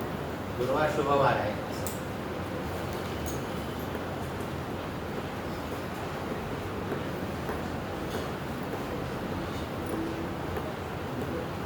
तुम्ही आपण आता नक्षत्र बघताना तुम्ही बघितलं असेल sir sir sir sir sir sir ये पॉइंट समझा नहीं सर। ये 10 ये जो महीने में 10 मई को ना सर धनिष्ठा नक्षत्र चालू हो मतलब पंचक चालू हो हाँ। और उस दिन रविवार हाँ। लास्ट संडे हाँ। हाँ? तो मतलब अभी ये 5 दिन ऐसा पकड़ने का ऐसा होगा क्या अभी? जहाँ से स्टार्ट होत आहे हाँ आता 10 मेला सुरू झालं ना रविवारी या मग ते रविवारी सुरू झालं रोगपंचक ते झालं रविवारी सुरू झालं 5 दिन लोग पंचक में हा 5 म्हणजे ते पंचकाचे 5 दिवस एक नक्षत्र साधारण एक दिवस असतं ना 26 तासाचं 24 ते 26 तासापर्यंत एक नक्षत्र असतं म्हणजे ते 5 दिवस 5 दिवस हां थोडे मानसिक त्रास किंवा असं होईल असं आता ही जी नक्षत्र जी आहेत पंचकातली तर ती आपण अभ्यास करताना बघितला की धनिष्ठ आणि शततारक नक्षत्र चर नक्षत्र आहे धनिष्ठ आणि म्हणजे एकच इथे एक तुम्हाला हां सुरुवातीला एक गोष्ट तुम्हाला सांगतो की आपल्या ज्योतिषशास्त्रामध्ये जे आपण बघतो गोष्टी त्या थंब रूल धरून चालायच्या नाही प्रसंगानुरूप त्याचा वापर करायचा असतो आपल्याला म्हणजे कधी एखादी गोष्ट आपल्याला त्याच्यात शुभ दिसेल तर कधी अशुभ दिसेल आता पुढे आपण पाराशरीचे जे नियम बघणार आहोत त्याच्यामध्ये पण ह्या गोष्टी आहेत शुभ अशुभ म्हणजे कधी कधी काय काय स्थानं आपण म्हणतो शुभ आहेत तर ते कधी कधी अशुभ म्हणले जातात अशुभ म्हणतात आता नवम स्थान जे आपण म्हणतो नवम स्थान हे शुभ दत्त भाग्यस्थान शुभ दत्त आपण म्हणतो की नाही नवम स्थान परंतु बाधकेश बघताना स्थिर लग्नाला नवम स्थान हे बाधकेश त्या संदर्भात तिथे विचार करायचा पंचम स्थान आपण शुभ धरतो पण नोकरीमधली बडतर्फी बघितली तर ती पंचम स्थानाला बघतात का बघतात पंचम स्थानावर जॉबच्या 12वां आहे म्हणून 6वां 12वां जॉब का और पंचम स्थान के पीछे है इसलिए हाँ। वो बढ़कर पंचम स्थान सर 6वां स्थान जॉब का है 10व्या स्थानापासून ते 8वं स्थान आहे ना हाँ 10व्या स्थानापासून ते 8वं स्थान आहे. म्हणजे जरी पंचम स्थान पूर्ण स्थान म्हणून आपण शुभ धरतो तरी काय काय त्याचा अशुभ म्हणून पण विचार केला जातो अशुभ गोष्टी करता पण विचार म्हणून ज्योतिषशास्त्रामध्ये तुम्ही एक नियम धरला की तोच सगळीकडे लागू होत नाही त्याच्याबरोबर आणखी 2-3 नियम बघून ते कोणत्या संदर्भात आपण तो वापरतोय त्याप्रमाणे बघतो त्याप्रमाणे त्याचा आपण विचार करतो जसं लाभस्थान म्हणजे आपण बघतो सगळ्या प्रकारचे लाभ आपण म्हणतो की नाही पण ते आपल्या आईचं मृत्यू स्थान आहे चतुर्थ स्थानावर आपण आई बघतो बरोबर त्यापासून ते 8वं स्थान आहे ना लाभस्थान तर या गोष्टी मग तिथे कन्फ्यूज होऊ नका तुम्ही प्रत्येक स्थानाची आहे जशी शुभ आहे तसा अशुभ पण त्याचा विचार करायला तर तसं तुम्हाला मृत्यूची वेळ माहिती नसेल तर काय हां मृत्यूची वेळ जर माहिती नसेल 10 कुठल्या याच्यावरती होणार 10 बघ कधी कधी काय असतं मृत्यू वेगळ्या नक्षत्रावर होतो म्हणजे आदल्या दिवशी मृत्यू दुसऱ्या दिवशी ठेवतात ना कोणतरी यायचं असतं वगैरे नंतर दुसऱ्या दिवशी दहन करतात त्याच दिवशी दहन कधी कधी करत नाहीत ना म्हणजे नातेवाईक लांबून यायचे असतात आता परदेशामध्ये वगैरे असतात मग ते ठेवतात त्याचे दर्शनं करतात असं आणि दुसऱ्या दिवशी करतात पण ज्या दिवशी तुम्ही दहन करणार त्या दिवशी जे नक्षत्र आहे ते या दृष्टीने महत्त्वाचं पंचपवले असतात त्रिपाद नक्षत्र त्यावेळेला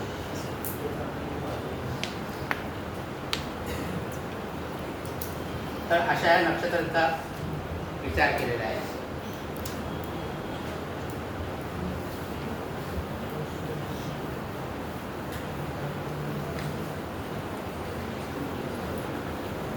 पण त्या वाराला आपल्याला ते करायचं असेल तर आपण नक्षत्र शांती करू शकतो ना हो. हां त्याच्याकरता ते विधी करायला सांगितलं ना त्याच्याकरता द्विपाद शांत करणं त्रिपाद शांत करणं किंवा पंचम त्याच्यात उत्कल विधी सांगितलं उत्कल विधी फक्त पंचम 5 बावल्या करायच्या 5 पुतळे करतात त्याची जवाची असं तर ते आता पंचांगाची बहुतेक म्हणजे आत्ता आपण थांबणार आहोत पंचांगाकरता पण आता थोडे 5-10 मिनिटं राहिले त्याच्यामध्ये एक छोटा भाग बघूया पंचांगामधला पंचांगामध्ये आपली पृथ्वीवर आहे की नाही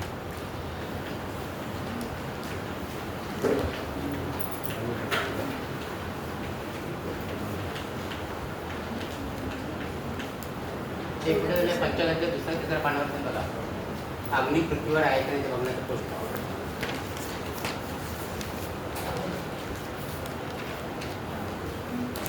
अग्नी पृथ्वीवर आहे की नाही तिथे या बघायला तिथे मांडव किती सर? सुरुवातीलाच आहे ते. अग्नी पृथ्वीवर आहे की नाही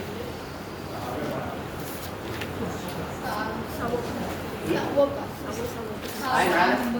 किती नंबरचं पान आहे ते? हां मिळालं सगळ्यांना. अग्नी पृथ्वीवर आहे की नाही. ज्या वेळेला आपण एखादं शुभ कार्य करतो घरामध्ये आणि त्याच्यामध्ये आपल्याला होम करायचा असतो. अग्नीचं होम करायचा असतो. होम हवन करायचं असतं. त्यावेळेला भटजी बघतात की अग्नी पृथ्वीवर आहे की नाही, की तुम्ही ज्या दिवशी करणार त्या दिवशी अग्नी पृथ्वीवर आहे की नाही त्याचं ते कोष्टक आहे. तर ते पंचांगामध्ये तुम्हाला बघून कळतं. आता आजची तिथी कोणती आहे बघा. आजची तिथी कशाला पंचांग बघतात. प्रतिपदा आहे म्हणून रोज पंचांग लक्षात घ्या. रोजचं पंचांग वाचायची सवय ठेवा. अजून वाचायलाच येत नाही. हा पंचांग वाचायला येत नाही. का वाचायला येत नाही. नाही येत, समजत नाही. एकदा शिकवून जास्त करून नाही येते. हा जास्त करून येत नाहीये कोणालाच. आम्ही करतो ना मग व्हॉट्सअप. आपण पुढच्या वेळेला पण पंचांग वाचू रोजचं तिथे. आम्ही व्हॉट्सअपवर करतो ना वाचा करून, तर काहीच लोकांना 2-3 जणांना येते. तर आजचाच वाचा मग चला आत्ताच वाचूया आपण पंचांग. आजचं पंचांग वाचा चला. सांगा तुम्ही. समजावा आम्हाला. म्हणजे हे येत नाही जास्त. आजची तिथी कळा. तारीख आज कोणता महिना आहे. 17 महिना. हा पहिलं काय वाचायचं हा नंतर काय सांगतो ना. हा आजचा पेज काढलं पंचांगाचं.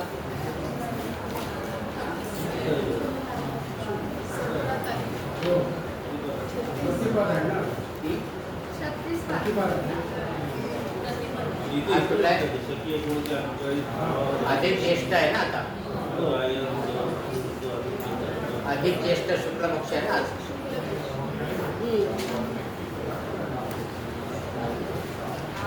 मिळालं सगळ्यांना. हा वाचा. सुरुवातीपासून वर्ण वाचा. शालिवाहन शके वर वर. हा शालिवाहन शका 1948. पराभव नाम संवत्सर. मिळालं का. वाचा ना. तुम्हाला वाचा सांगितलं. वाचा ना. मोठे वाचा सगळे ऐकते. अधिक ज्येष्ठ शुक्ल पक्ष. शालिवाहन शके वाचा मोठ्या. शालिवाहन शके सर, एका कोणाला 1948. वाचायला नाही सांगा. एकाने कळतं जावं. हा एकाने त्यांना सांगितलं वाचायला ना. मग कसं येणार तुम्हाला वाचायला. मग ते मी करते प्रयत्न. नाही पण वाचायला कसं येणार. तुम्ही सांगितलं वाचता येत नाही म्हणून. करते सर. मग प्रयत्न कर ना. आपल्याला प्रयत्नच करायचे. हा बोला हळूहळू वाचा. हरकत नाही. शालिवाहन शके शालिवाहन शके हा 1948. 1948. पराभव नाम संवत्सर. हा अधिक ज्येष्ठ आहे ना. महिना कोणता आहे. अधिक ज्येष्ठ शुक्ल पक्ष. अधिक ज्येष्ठ. इंग्रजी महिना कोणता आहे. मे. हां हां 2026. हां आता खालची वळ होता. तिथी पहिली तिथी कोणती आहे. तिथी कोणती आहे. प्रतिपदा आहे ना खाली. प्रतिपदा रविवार. हां प्रतिपदा रविवार. प्रतिपदा रविवार. प्रतिपदा किती वाजेपर्यंत आहे. समाप्ती 21:41. 21:41 म्हणजे रात्री 9:41 आहे. हां पुढे नक्षत्र कृतिका आहे. कृतिका नक्षत्र किती वाजेपर्यंत आहे. 14:32 म्हणजे 2:32 पर्यंत. 2:32 हां 2:32 आहे. हां पुढे योग शोभन सकाळी 6:15 पर्यंत आहे. थांबा त्यांना वाचून द्या. हां योग किती वाजेपर्यंत आहे. 6:15 हां हां दिवाकरण कोणता आहे. हां वृत्ता पिस्तूक नाही. पिस्तूक ना ते इस्तुम्न कर्ण आहे ना. हां 11:36 मिनिटं. नंतर कोणतं कर्ण आहे त्याच्यानंतर भव. बरोबर आहे भव. हां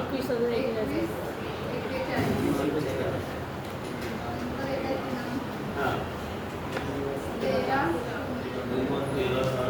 13 म्हणजे 13 काय आहे दिनमान आहे ना ते. वरती दी लिहिलं आहे त्याच्यावरती दिनमान. 13 तास किती मिनिटं आहे. हां 13 तास म्हणजे कम्प्लीट 13 तास आहे दिनमान. हां पुढे रवी उदय असतात. रवी उदय किती आहे 6 वाजून 5 मिनिटापर्यंत. 6 वाजून 5 मिनिटांनी रवी उदय आहे. आणि अस्त कधी आहे 19:05 म्हणजे संध्याकाळी 7:05. हां अस्त कधी आहे रवी अस्त 19:05. हां चंद्र कोणत्या राशीमध्ये आहे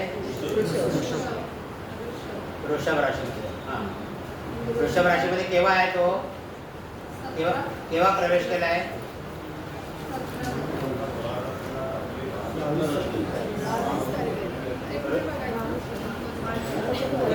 चंद्र प्रवेश आहे बघा तिथे दिले असते ना. चंद्र वृषभ राशीमध्ये केव्हा जातोय 14 वाजून काय दुपारी आहे ना. दुपारी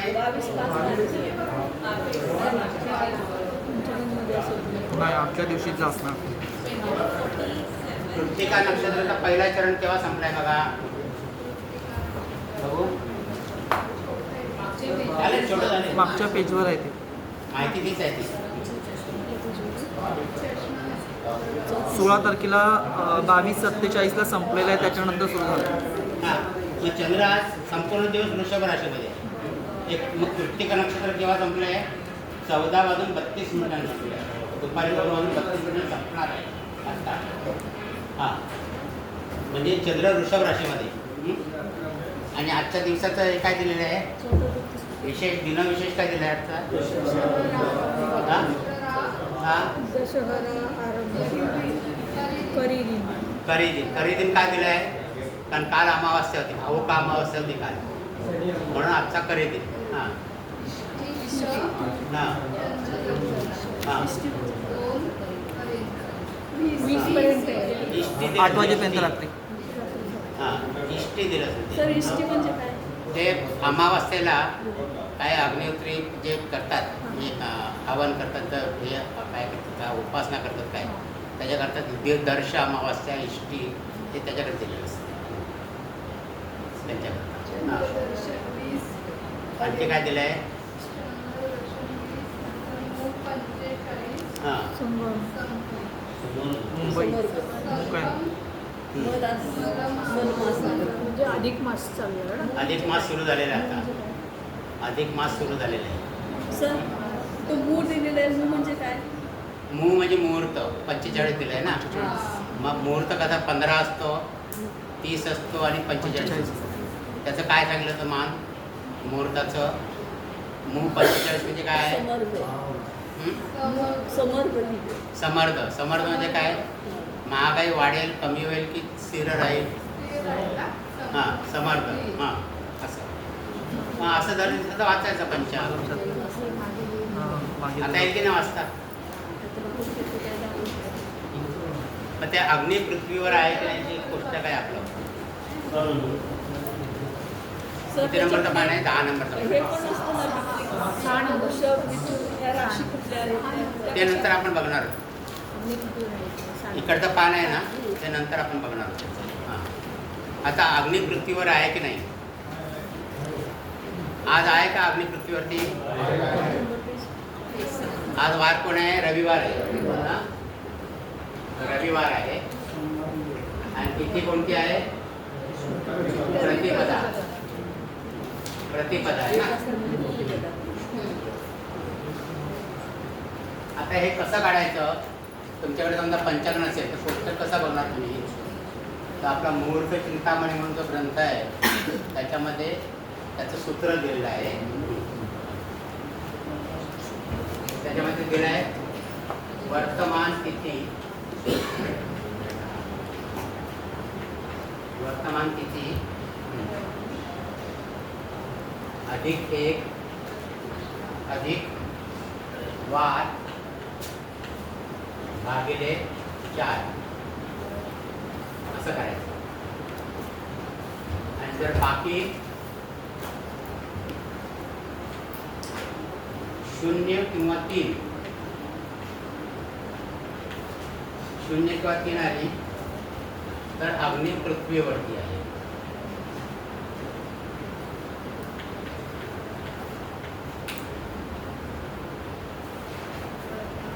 बाकी 1 आली तर अग्नी आकाशात आहे.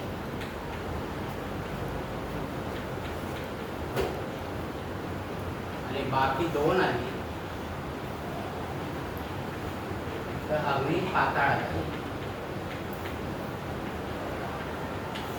हे तुम्हाला फक्त परीक्षेच्या दृष्टिकोनात ना आकाशात आणि हे विचारतात की अग्नी पृथ्वीवर आहे कसं काढतात.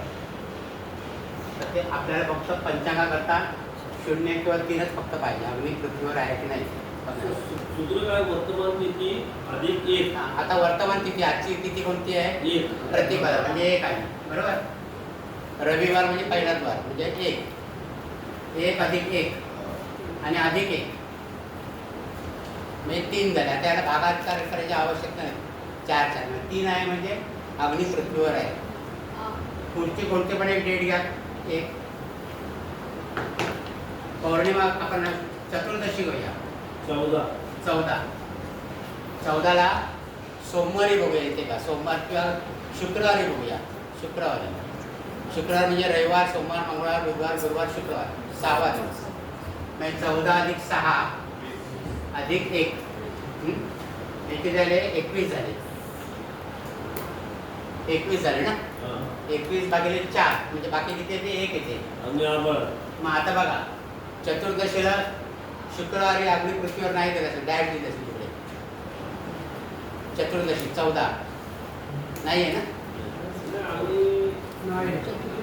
अग्नी पृथ्वीवर नाही आहे. डायरेक्ट दिली असतात. म्हणजे अशा प्रकारे ते काढायचं. आता इथे वर्तमान तिथी एक लक्षात घ्या. वर्तमान तिथी शुक्ल पक्षामधली असेल तर ती तिथी देणार. पण कृष्ण पक्षातली तिथी असेल तरी पण कृष्ण तृतीया असेल तर 15 अधिक 3 म्हणजे 18 घ्यायला पाहिजे तुम्हाला. आता आपण तसं पण बघूया. कृष्ण पक्षातली कृष्ण तृतीया घेऊया आपण. आणि वार कोणता घेऊया आपण सांगा. बुधवार घेऊया का. बुधवार म्हणजे कृष्ण 3 म्हणजे किती येणार? 15 अधिक 3 18 अधिक बुधवार म्हणजे किती येणार?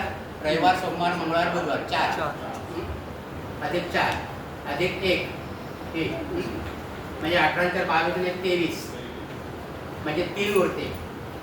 3 म्हणजे अग्नी पृथ्वीवर आहे बघा. आहे ना. बरोबर आहे. कृष्ण तृतीया बुधवारी अग्नी पृथ्वीवरती आहे. त्या दिवशी तुम्ही काढला होम हवन करायचं असेल तर करू शकता. 17, 18 मध्ये अग्निप्रहीन नसेल तर पण आपण काढू शकतो. नंतर डायरेक्ट दिलेलं असेल आपल्याकडे नसेल तर आपण त्याचं ट्रान्सफर काढायचं. ते दिलेलं असेल. कृष्ण पक्ष असेल तर शुक्ल पक्षाच्या 15 आपण ऍड करतो. 18 अधिक 4 बुधवार 4 आणि सूत्रामध्ये काय अधिक काय शुक्ल केलं. पक्ष सुरुवात होतो ना महिन्याची. त्याच्यामुळे अगोदर काय घ्यायची आवश्यकता सूत्रच आहे ना त्यांचं. सूत्रामधलं ते सूत्र तसंच वापरायचं. कळलंय. काय नाही कळलं. अधिक 4 अधिक 1 23 ना. 23 डिवायडेड बाय 4 ते तुम्ही कॅल्क्युलेटर ते करू नका. 5 पूर्णांक आले. 75 म्हणजे 3 आले ना. याला कॅल्क्युलेट करा ना गणिताने. दरवेळेला कॅल्क्युलेटर वापरू नका तुम्ही. 4 पंचे 20 झाले. 5 4 पंचे 20 झाले ना. 3 उरले ना. 4 3 उरले. 23 ला 4 ने भागलं तुम्ही. 23 23 divided by 4. You do the calculation calculation without using your mobile. हां 5 पूर्ण झाली आवर्तन आणि किती बाकी उरली? 3. मग 3च उरत सांगतो ना मी तुम्हाला. 3 उरले तर अगदी पृथ्वीवरती आहे ना. म्हणून तिथे अगदी पृथ्वीवर दिलेल्या असतात त्याच्या पप्पांच्या नाव. कुठलीही तिथी तुम्हाला असेल तर काढता येते त्याच्यावर. अग्नी 23 ला 25 डिवाइड बाय 4 आणि म्हणजे उरलं ते. हे आत्ता इकडे आलं. दुसरं कुठलं पण येऊ शकतं ना. हां. ना तुम्ही आता एक तिथी सांगा मला. कुठल्या तिथीचं काढायचं आहे? हां? 23 कृष्ण 5. कृष्ण पंचमी. ओके. सर वर्तमान तिथी प्लस 1 हाँ। वर्तमान तिथी प्लस 1 बस. अधिक वार वो 1 क्या है? उसे ऍड करायला सांगितलं. पाठ करायचं. हां कुठली पाहिजे? कृष्ण पंचमी. हां. कृष्ण पंचमी म्हणजे किती येणार? कृष्ण पाक म्हणजे किती येणार? 23 आले ना. वार कोणता घ्यायचा आहे? 23 कशी आली? हां 15 आणि 5. 15 प्लस 5. काय म्हणा? 15 आणि 5 20 येतील ना. 15 प्लस 5. हां सर 15 आणि 5 20. हां 20. अधिक वार कोणता आहे? शुक्रवार. शुक्रवार म्हणजे 6. सहा. अधिक 6 अधिक अधिक 1. हा 1 आपण घेतो ना दरवेळेला तो. म्हणजे किती आहे? 27 आहे. 27. 27 भागिले 4. 424. 4 7 24. 3 उरले. आणि परत 3 राहिले. आहे तो म्हणजे पृथ्वीवर आहे बघा. आहे की नाही? 3 वर आहे. कृष्ण पंचमीला शुक्रवारी अग्नी पृथ्वीवरती आहे. बरोबर. हां असं काढायचं.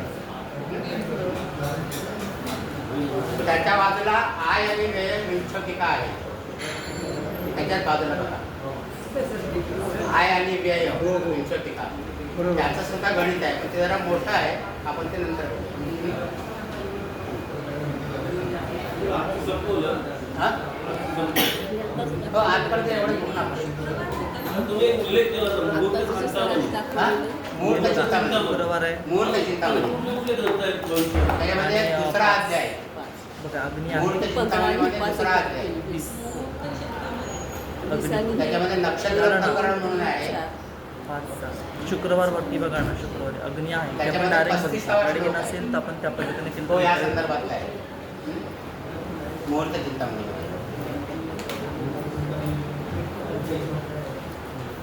सर अगर अग्नि पृथ्वी पे नहीं रहेगी तो हवन नहीं करने का.